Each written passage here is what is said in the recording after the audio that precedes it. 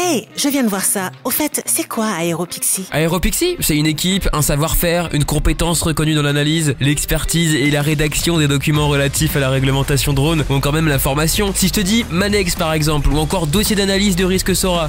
Ouah, je sais pas trop faire. Ah, c'est pour ça, Aéropixie t'accompagne et il t'accompagne même dans la création d'entreprises dans le domaine du drone. Envoie-leur un message, une seule adresse, contact@aeropixie.com. AEROPYXIS.com. Aéropixie. Ah, super, merci. Fréquence Drone, l'interview par Thierry Mort. Le décret 2019-1114 du 30 octobre 2019 concernant l'application de l'article L34-9-2 et l'article R20-29-2 du Code des postes et communications électroniques stipule que... Bon allez, ça va, j'arrête là, vous l'aurez compris, si je me mets à parler ainsi, cette émission va très vite devenir rébarbative. Et pourtant, c'est l'un des nombreux textes réglementaires à connaître lorsqu'on est exploitant drone et qu'on souhaite faire évoluer un aéronef télépiloté. De plus, avec l'entrée en vigueur de l'U-Space le 26 janvier 2023, connaître ce texte en particulier sera sans nul doute un impératif. Pascal Henry, notre invité d'aujourd'hui, connaît très bien ce texte et ses différents articles, puisqu'il a créé, dès l'annonce de ce décret, un récepteur pour accueillir en temps réel les données émises par les dispositifs de signalement électronique ou numérique prévus au premier alinéa de l'article L34-9-2, dont l'objectif est de détecter le vol des aéronefs circulant sans personne à bord, dont la masse est supérieure à un seuil mentionné à l'article D103, et de permettre la lecture de leur numéro d'identifiant. Accueillons tout de suite Monsieur Pascal Henry, fondateur de la société Aérodrone et concepteur de la balise de signalement ainsi que du récepteur, plus connu sous le nom de Aérobeacon. Bonjour Pascal. Oui, bonjour Thierry, bonjour à tous. Merci de m'avoir invité. C'est vraiment un plaisir pour moi de participer à une telle émission qui contribue à améliorer la sécurité des drones. Alors bon, bien sûr, tu l'as compris, toi et nos auditeurs, je l'ai pris un peu sur le ton de la plaisanterie, mais il faut rester quand même assez sérieux. Alors, Pascal, avant d'aller plus avant, est-ce que tu pourrais nous présenter les produits que tu as conçus et est-ce que tu pourrais peut-être nous présenter aussi un peu ta carrière? Oui, tout à fait. D'abord, ma carrière, elle date un petit peu. Elle a été en fait très riche, très variée. Et j'ai eu la chance de faire beaucoup d'activités, mais toujours dans le monde de l'aéronautique. Bon, j'ai commencé il y a pas mal de temps à développer des cartes électroniques, donc faire du développement électronique vraiment sur des calculateurs du Mirage F1. C'était à la société Sagem. Ensuite, j'ai développé des logiciels de test dans la société Matra pour les missiles. Puis j'ai été chef de projet pour développer des simulateurs d'environnement de missiles. En fait, c'était des systèmes qui permettent de faire voler des missiles tout en les laissant au sol sans que eux bougent, mais en fait, ils croyaient qu'ils bougeaient. Donc ça permet de faire ces tests sans avoir à tirer le missile. Bien sûr, c'est plus simple. Puis, j'ai été responsable de la recherche et développement logiciel embarqué pour ces fameux calculateurs de missiles. Et ensuite, j'ai bifurqué. J'ai quitté un peu le monde de la technique pour passer dans le monde de la gestion de projet, le project management qu'on dit maintenant. Alors d'abord dans la société MBDA, c'est une société issue de la fusion d'Aérospatiale et Matra. Et puis depuis quelques années, depuis quelques années, j'ai travaillé en project management dans la société Airbus sur l'avion A330. Ah bah dis donc, une belle carrière, hein. Déjà pas mal de choses. Ça m'a permis justement d'emmagasiner beaucoup de savoir variés. En parallèle de tout ça, je suis passionné des drones, bien sûr, on l'aura compris. Enfin, depuis 3 ans, j'ai monté la société Aerodrone.pro et c'est un cabinet d'ingénierie dans lequel je développe et commercialise notamment le récepteur de balises de signalement. Je voudrais revenir sur un point que tu as signalé. Tu es passé par le monde associatif, et notamment au sein d'Airbus, si j'ai bien compris. Alors, est-ce que tu peux nous en dire un peu plus? Oui, alors cette association, c'était vraiment regrouper tous les passionnés de drones dans le monde Airbus. Et l'objectif, c'était vraiment de regrouper les gens pour que tout le monde puisse échanger sur leur passion. C'était pas vraiment faire de l'apprentissage, c'était surtout du partage d'informations, du partage d'idées. Alors, si j'ai bien compris, tu as aussi créé à un moment donné un drone de pulvérisation pour lutter contre la prolifération des chenilles processionnaires, c'est bien ça? Alors oui, c'est ça. En fait, il y a quelques années, j'ai été confronté, comme beaucoup, à l'invasion de chenilles processionnaires sur les pins autour de ma maison, sur le terrain chez moi. Euh, Aller traiter des nids de chenilles processionnaires, c'est quand même compliqué, laborieux, et en plus c'est dangereux parce que les nids sont vraiment très urticants et pour la santé, c'est vraiment quelque chose de dangereux. Donc, je me suis dit, comment allier ma passion des drones avec quelque chose d'utile pour aller traiter ces chenilles. Et je me suis dit que développer un drone qui serait capable d'emporter du produit et d'aller pulvériser ça en haut du pain, ça serait quelque chose de vraiment très efficace, très pratique, et en plus, je pense très écologique parce que ça permet de traiter très localement uniquement les parties du pain qui sont touchées. Est-ce que tu n'as pas été confronté à la réglementation sur l'interdiction de pulvériser des produits phytopharmaceutiques par voie aérienne? Si, j'ai bien sûr, on n'a pas le droit n'importe qui d'envoyer des produits pharmaceutiques comme ça n'importe où. C'est soumis à une certification. Donc, il faut avoir le certificat d'autorisation. Non, alors effectivement, il y a une réglementation sur ceci, mais est-ce que tu avais prévu d'en faire une activité professionnelle de la pulvérisation contre la chenille processionnaire, ou est-ce que tu avais prévu de plutôt être côté constructeur et de concevoir un drone pour ceux qui allaient l'utiliser? Alors, je suis plutôt côté constructeur, ça c'est clair. Je suis pas spécialement exploitant. Bon, là, dans ce cas-là, de toute façon, je ne l'exploite pas dans ce cadre-là. Mais moi, je suis beaucoup plus un cabinet d'ingénierie. Donc, c'est plutôt de l'étude, de la conception, de la commercialisation. Et notamment pour ce drone de pulvérisation, là, je suis parti d'une feuille blanche. Mhm. Vraiment, à l'origine, je me suis dit, bon, quelle est la spécification de cette machine? Alors Pascal, venons-en à ce qui est aujourd'hui ton activité. Donc tu viens déjà de nous en décrire une partie avec la conception d'un drone, mais tu t'es aussi intéressé à d'autres choses, et notamment à la conception de balises d'identification et à leurs récepteurs, hein. C'est bien ça? Alors c'est tout à fait ça parce que ce drone donc il fait plus que 800 grammes, hein, le drone que j'ai fabriqué là, il fait entre 2 et 2,5 kg. Donc afin de respecter le décret dont tu parlais tout à fait au début de l'interview, eh bien j'ai dû l'équiper de balises. Bon ben j'ai mis un petit calculateur dans un petit boîtier avec la capacité d'émettre la trame Wi-Fi nécessaire pour faire le signalement électronique, et puis j'ai fabriqué des balises. Bon, je dis ça d'une manière très simple, c'est pas tout à fait aussi simple que ça, on peut s'en douter, hein. Mais, mais bien sûr, j'ai pu développer ces balises, et pour un prix qui aujourd'hui est beaucoup inférieur à ce qu'il y a dans le commerce. Alors aujourd'hui, moi, le système que j'ai développé là, il est 100% compatible avec le système français. Et le système français, c'est le plus contraignant en fait. C'est celui qui a le plus d'exigences. Et donc, moi, je me suis aligné sur le plus exigeant. Bon, la réglementation peut toujours évoluer, évidemment, mais aujourd'hui, moi, mon système, il est 100% compatible avec le décret du 27 décembre 2019, celui dont tu parlais tout à l'heure. On peut avoir éventuellement un prix, ça te dérange, non? Non, pas du tout, pas du tout. Donc, elles sont à 49 € pour la version de base. C'est la version minimum de cette balise. Et pour ceux qui n'ont vraiment pas les moyens, je peux même la fournir en kit. À ce moment-là, c'est à eux de souder et de monter l'ensemble. Et dans ce cas-là, je la propose à 33 €. Alors, tu as également conçu le récepteur, un système permettant d'acquérir en temps réel les données émises par justement ces balises de signalement. Tes balises ou toutes les balises? Alors, effectivement, j'ai dû développer ce récepteur parce que donc quand j'ai développé la balise, je me suis dit à un moment, bah, il faut que je valide le bon fonctionnement de la balise que je viens de développer. Ton détecteur a permis, je crois, de voir en Guadeloupe une erreur de positionnement sur une balise par suite d'une erreur de signe sur les coordonnées de positionnement du drone.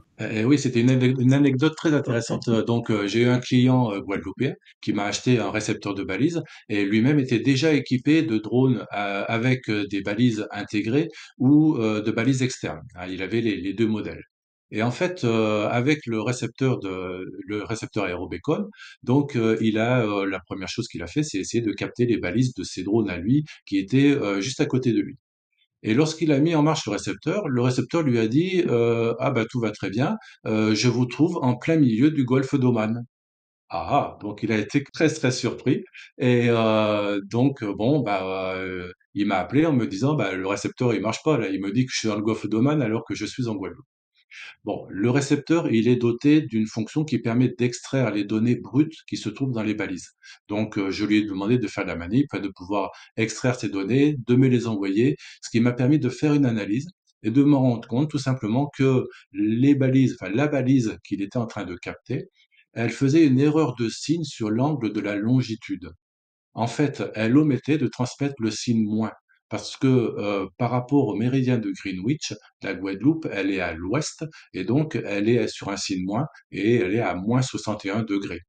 Et si jamais on va à plus 61 degrés, eh bien, on voit qu'on tombe pile dans le golfe d'Oman.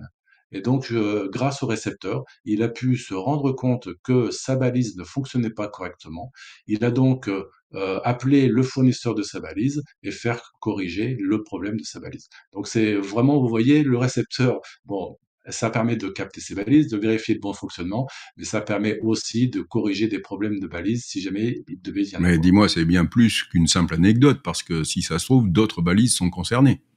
Ah bah, à partir du moment où vous ne vérifiez pas le fonctionnement de vos balises, eh ben, vous supposez elles envoient les bonnes valeurs, mais vous pouvez pas le savoir. Vous pouvez pas faire autrement. Le récepteur, il est là effectivement pour vous donner toutes ces informations de façon très Je précise. crois que tu viens d'intéresser beaucoup, beaucoup de nos auditeurs qui se demandent si tout compte fait, ils risquent pas de se retrouver en infraction. C'est vraiment un récepteur qui est 100% compatible avec toutes les exigences du décret du 27 décembre 2019. C'est pourtant pas une exigence réglementaire d'avoir un récepteur pour pouvoir vérifier ses balises, si? Non, non, non, on n'est pas obligé d'avoir un récepteur. Quand on achète une balise chez un fournisseur, on est censé acheter une balise qui fonctionne bien. Donc de ce côté-là, on n'a pas besoin d'un récepteur pour le cadre légal. Ça c'est clair. Bon, d'accord. Et est-ce que tu peux nous en dire un peu plus sur le mode de fonctionnement? C'est-à-dire comment ça fonctionne?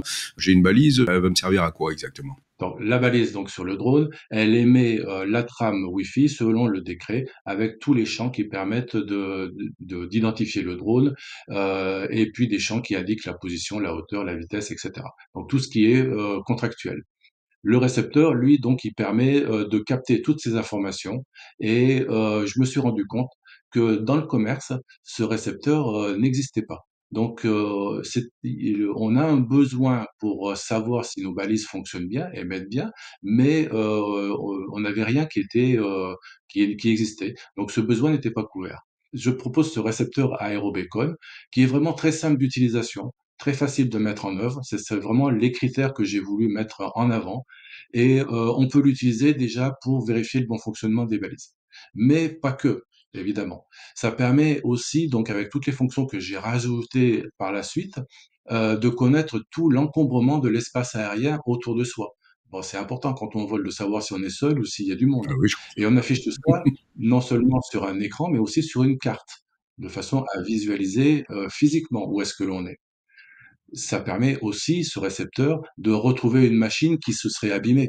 Bon, c'est très rare, mais ça peut arriver, hein, qu'on ait un drone qui tombe à un crash en vol. Eh bien, pour le retrouver, lorsqu'on est dans une plaine, c'est facile, mais souvent, on est dans des endroits plutôt accidentés, ou une forêt, ou autre chose. Et avec le récepteur a mémorisé tout le tracé du drone, et il indique sur une carte où est tombé le drone.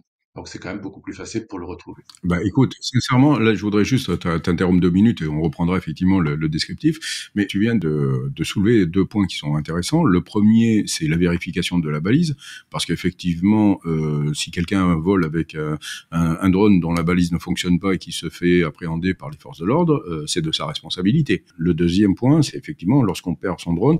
Moi jusqu'à présent, lorsque je volais, j'avais un système, un beeper pour essayer de le retrouver si jamais il était tombé à un endroit, mais je m'étais acheté aussi en dernier une balise GPS qui me permettait d'aller le retrouver. Donc l'avantage de ton appareil aujourd'hui, c'est qu'il cumule tout ceci. Donc et ça, c'est très bien. Ouais. Ouais, et pas que, et pas que. Le récepteur, là, il mémorise aussi tous les déplacements de toutes les balises finalement, donc de son drone aussi.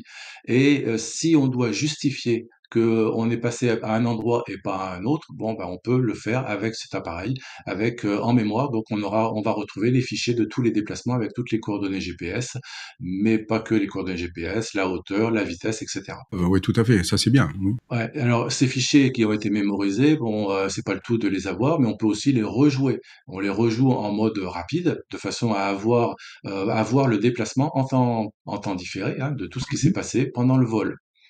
Et puis, depuis pas très longtemps, j'ai rajouté une fonction qu'on appelle la fonction radar. Donc, ce récepteur, concrètement, il permet de faire l'acquisition de toutes les balises en temps réel dans un cercle de 2 kilomètres de diamètre. 2 kilomètres de diamètre. Donc, ouais, 1 kilomètre de rayon, donc effectivement, ce qui nous permet de pouvoir voir tous les drones qui sont autour de soi. Est-ce que tu récupères sur un serveur l'intégralité de ces récepteurs de manière peut-être à faire une sorte d'image fly radar, hein, pour en nommer un par exemple? Alors, ce n'est pas encore opérationnel, ce genre de choses. Bon, vous l'aurez compris, hein, dans mon centre d'ingénierie, là, on est beaucoup sur les évolutions, les améliorations, etc. Donc, ça fait partie d'amélioration. Aujourd'hui, tous les récepteurs fonctionnent en mode autonome, c'est-à-dire qu'ils chargent en local toutes les informations et ils les conservent en local. Une évolution, c'est en effet de le relier avec le monde extérieur vers un serveur de façon à partager peut-être des positions ou tout au moins les exploiter d'une manière centralisée. Bon, ça pose un certain nombre d'autres questions parce que ça veut dire partager, ça veut dire qu'il faut que les utilisateurs donnent le droit à montrer et à ce que les autres voient là où ils sont, ce qu'ils sont en train de faire. Donc il y a un certain nombre de questions supplémentaires qui se posent dans ce cas-là.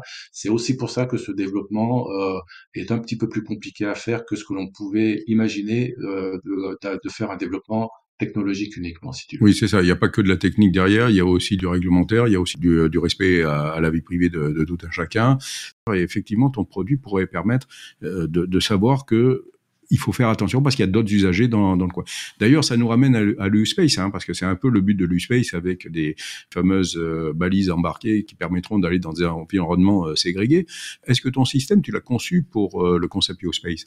Alors, mon système, il est conçu pour être reliable, pour pouvoir communiquer avec l'extérieur. Et donc, bon, aujourd'hui, USpace et le récepteur sont des appareils qui sont relativement jeunes, donc on n'en est pas encore à avoir fait cette liaison, mais c'est une option et une possibilité tout à fait envisageable. D'ailleurs, je suis en discussion avec d'autres membres de Aerospace Valley, hein, c'est donc une communauté que beaucoup connaissent maintenant, et donc pour discuter et voir comment développer ce type d'évolution, qui n'est pas une évolution simple, c'est quelque chose d'assez lourd, mais c'est un peu trop tôt et je préfère t'en parler une autre fois lorsque ça sera un petit peu plus mûr, Oh, si mais tu veux. c'est certain que tu reviendras. Il y a tellement de développement, il y a aucun problème. Tu seras accueilli à Fréquence Drone avec le plus grand plaisir.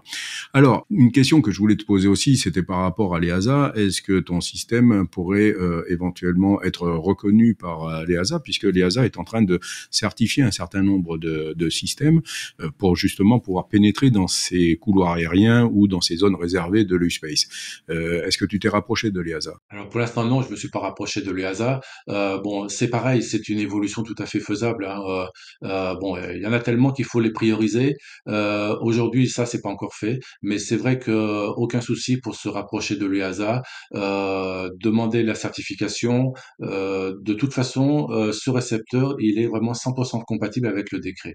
Donc il n'y a pas de souci pour que il soit certifiable. Il n'y a pas de problème là-dessus. Alors, ton système radar permet aujourd'hui donc une détection, tu l'as dit, jusqu'à un rayon de 1 kilomètre, des balises d'identification électronique. Dirais-tu que cet appareil devrait faire partie de la panoplie du télépilote qui permet de détecter d'autres UAS dans un secteur de 1 kilomètre de rayon, même si ça n'est pas une obligation réglementaire? Qu'est-ce que tu en penses? Alors tout à fait, c'est en effet là, c'est vraiment un appareil qui contribue à la sécurité en vol. Ça, c'est comme ça que je l'ai conçu. Et en fait, vous l'aurez compris, hein, je le conçois aussi avec et beaucoup avec le retour d'expérience de plusieurs télépilotes, de tous les télépilotes qui souhaitent vraiment travailler avec moi pour me faire du retour d'expérience et pour améliorer leur sécurité en vol. D'ailleurs, c'est un concept que tu as développé, ça, d'ailleurs, le retour d'expérience.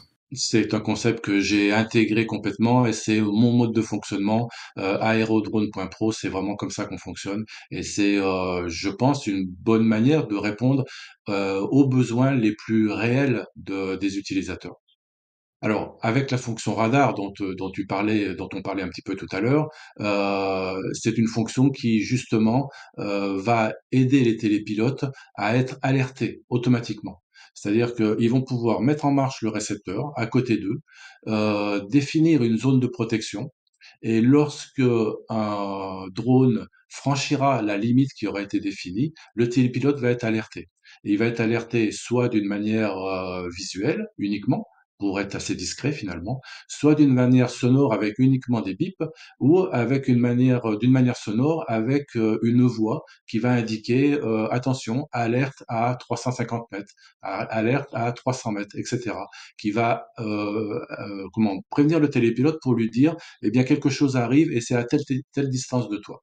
Donc c'est vraiment un appareil qui va aider le télépilote à être dans des conditions plus sécurisées quoi, pour pouvoir voler plus tranquillement. Bon, cette fonction radar, elle est multiple, hein. Elle a cette fonction alerte, mais elle a aussi la possibilité de localiser où se trouve le télépilote d'un drone qui arrive dans une zone que l'on aura décrétée à surveiller. Il suffit tout simplement de cliquer sur la position du drone que l'on est en train de détecter sur le récepteur, et puis le système va afficher un petit drapeau en disant bah, le télépilote de ce drone, il est à tel endroit. Ah bah, c'est quelque chose que l'on peut implémenter dans les analyses de risque de type SORA, par exemple. Hein. Ça permettrait éventuellement de savoir s'il y a d'autres télépilotes ou d'autres usagers de l'espace aérien. Donc, effectivement, c'est quelque chose de très bien. D'ailleurs, juste une question. C'est quoi l'autonomie de ton radar? Ah non, il a une très longue autonomie, 2 heures. Ah, Donc vraiment, c'est prévu pour des utilisations très opérationnelles. Le système est équipé de batteries au lithium et qui est sécurisé parce qu'on en entend assez parler maintenant des batteries lithium-ion qui explosent, qui prennent feu, etc. On a vu encore il n'y a pas très longtemps une société qui a pris feu. Bon, à l'intérieur du récepteur, hein, si je fais quelque chose, si je fais un appareil de sécurité pour les drones, lui-même est sécurisé. Et j'ai intégré à l'intérieur un battery management system. C'est un système en fait qui surveille les batteries en permanence.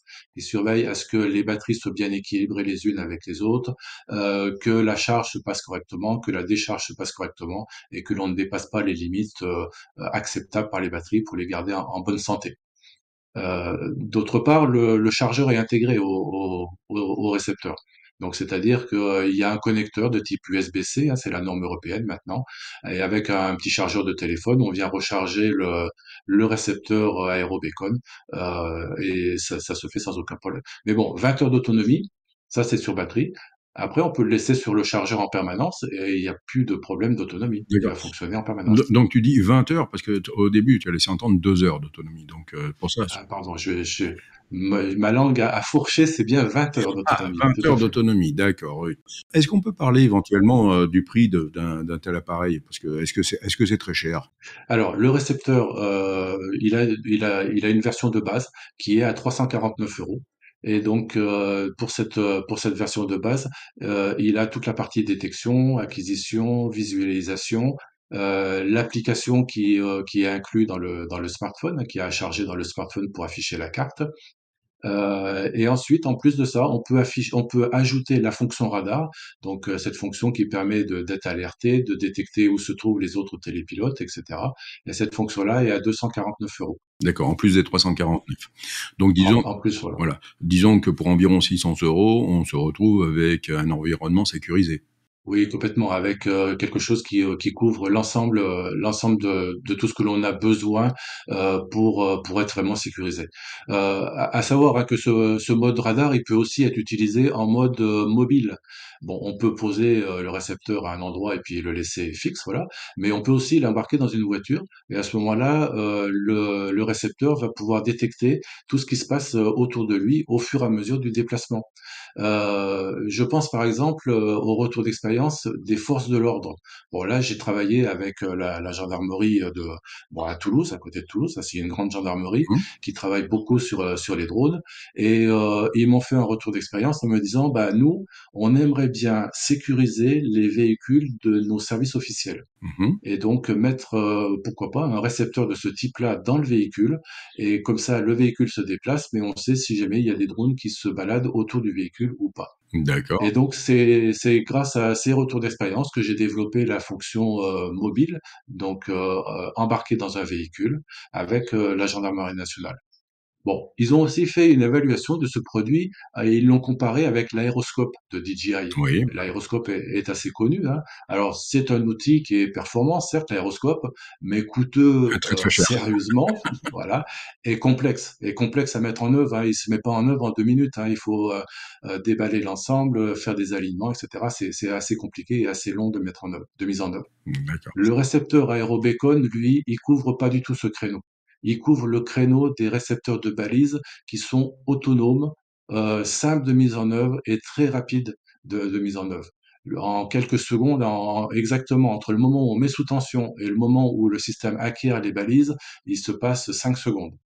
Donc en 5 secondes, on a un récepteur qui est complètement autonome et une utilisation qui est très simple avec son écran couleur tactile. Bon, c'est un écran qui permet d'afficher toutes les informations en couleur et puis il est tactile de façon à justement à faciliter l'utilisation. Avec le doigt, moi je fournis un stylet, mais avec le doigt on peut taper sur les boutons. Les boutons sont suffisamment gros pour pouvoir sélectionner la fonction que l'on veut voir.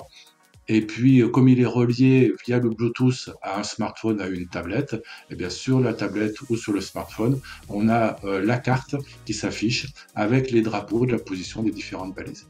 Mon engagement, en fait, c'est d'avoir fabriqué un appareil qui soit performant et pour pouvoir détecter toutes les balises en temps réel. Et donc, chaque détection ne prend que quelques millisecondes, de façon à, même si jamais il y a des balises qui arrivent les unes en parallèle des autres, le système puisse les détecter et que la qualité de détection soit bien alignée sur la spécification du décret, de façon à vraiment respecter tout ce qui est spécifié et ne pas en déroger. Alors Pascal, nous arrivons malheureusement à la fin de cette interview. Est-ce que tu aurais quelque chose que tu aimerais rajouter à l'attention des auditeurs de Fréquence Drone ? Oui, en fait, avec l'interview, là, je me rends compte que c'est vraiment pas facile d'expliquer les fonctions d'un tel outil qui est très visuel dans une radio. Alors, dès que tu nous proposeras, Thierry, une chaîne télévisuelle, ça sera beaucoup plus simple et je pourrais vous faire une vraie démo. Mais bon, trêve de plaisanterie. En fait, j'invite tous les auditeurs à se rendre sur YouTube et à taper dans le moteur de recherche récepteur aérobacon. Et là, ils vont pouvoir vraiment visualiser et voir comment fonctionne ce récepteur aérobacon avec des modes d'utilisation et surtout une vidéo qui permet de se rendre compte de toute l'étendue des fonctions de ce récepteur. Eh bien, ce sera le mot de la fin. Merci Pascal et merci à toutes et à tous. Rendez-vous avec un nouvel invité lors de notre prochaine interview. À très vite et encore merci Pascal. Merci beaucoup à toi Thierry, à bientôt. Une interview réalisée par Thierry Mort pour Fréquence Drone. Vous êtes télépilote, exploitant de drones, constructeur ou encore société de services dans l'une des filières drones? Vous aussi, passez à l'antenne dans le cadre de nos interviews. Écrivez-nous à contact@fréquence-drone.fr ou via le formulaire de contact de notre site internet. Vous participerez ainsi au développement de nos émissions tout en gagnant en visibilité.